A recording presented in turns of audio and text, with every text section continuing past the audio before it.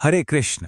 श्रीमद् भगवद गीता के दूसरे अध्याय यानी गीता का सार के इस विवेचन में सभी भक्तों का स्वागत है।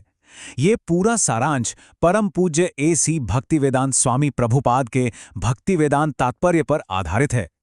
तो चलिए सीधे अध्याय के उस संकट से शुरू करते हैं जहां महान योद्धा अर्जुन शोक में पूरी तरह से डूबकर अपने हथियार डाल देते हैं।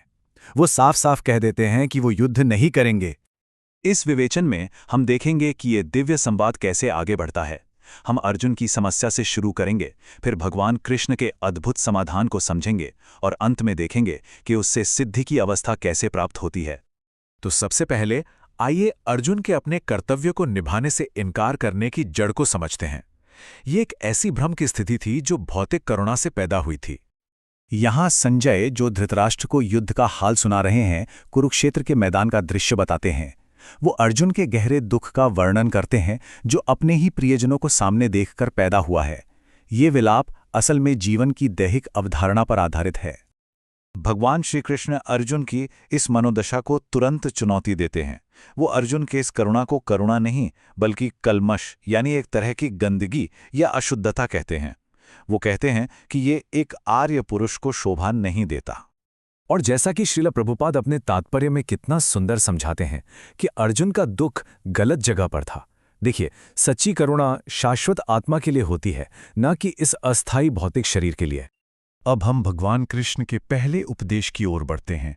यहाँ वे ज्ञान योग मतलब विश्लेषणात्मक ज्ञान के जरिए अस्थायी शरीर और शाश्वत आत्मा के बीच का जो मूल अंतर है उसे बहुत ही शानदार ढंग से समझाते हैं।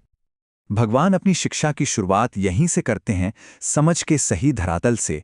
वे कहते हैं कि एक पंडित यानी एक बुद्धिमान व्यक्ति न तो जीवित के लिए शोक करता है और न ही मृत के लिए। क्यों? क्योंकि वो जानता है कि आत्मा शाश्वत है। अब ये स्लाइड देखिए, ये कितनी साफ साफ आत्मा और शरीर के अंतर को बताती है। एक तरफ है शरीर जो जन्म लेता है, बदलता रहता है, बचपन, जवानी, बुढ़ापा और फिर मर जाता है।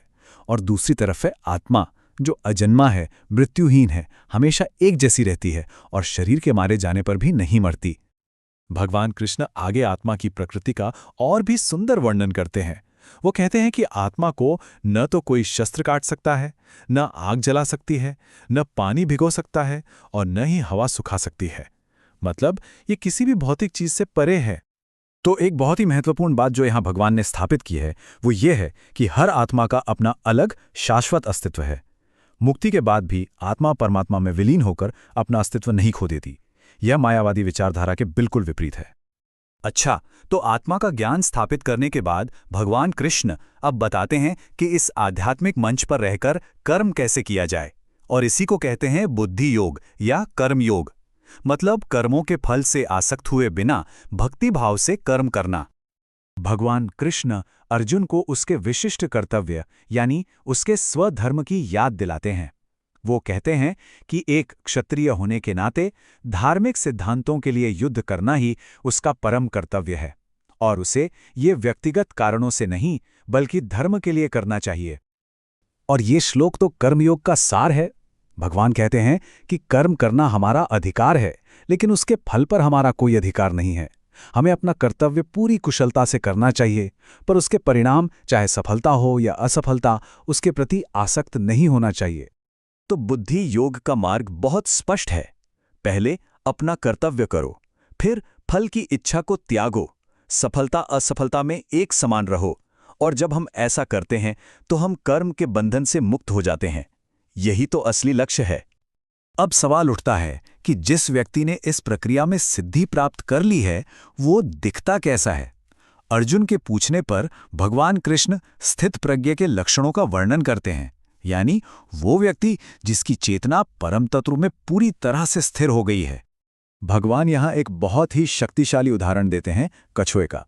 जैसे कछुआ खतरे को देखकर अपने अंगों को अपने कवच के अंदर समेट लेता है, वैसे ही एक आत्म साक्षात्कारी व्यक्ति अपनी इंद्रियों को इंद्रिय विषयों से खींच लेता है और उन्हें केवल भगवान की सेवा में लगाता है।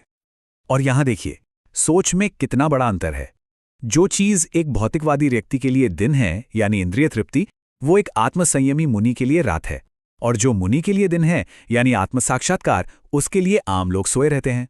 पूरी धारणा ही उलट जाती है। ऐसे व्यक्ति को परम शांति मिलती है। क्यों? क्योंकि उसकी चेतना एक विशाल महासागर की तरह हो जाती है।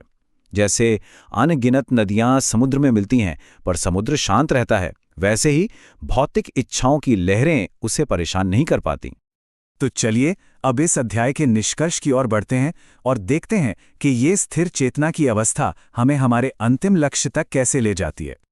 भगवान यहाँ सच्ची शांति पाने का रास्ता बताते हैं। इसके लिए इंद्रिय तृप्ति की सारी इच्छाओं को छोड़ना होगा। स्वामित्व की भावना यानी मैं और मेरा को त्यागना होगा और मिथ्या अहंकार से मुक्त होना होगा। इस परम अवस्था को ब्रह्मी स्थिति कहा जाता है। ये वो आध्यात्मिक मंच है जहां पहुंचने के बाद व्यक्ति फिर कभी भी भौतिक भ्रम से मोहित नहीं होता।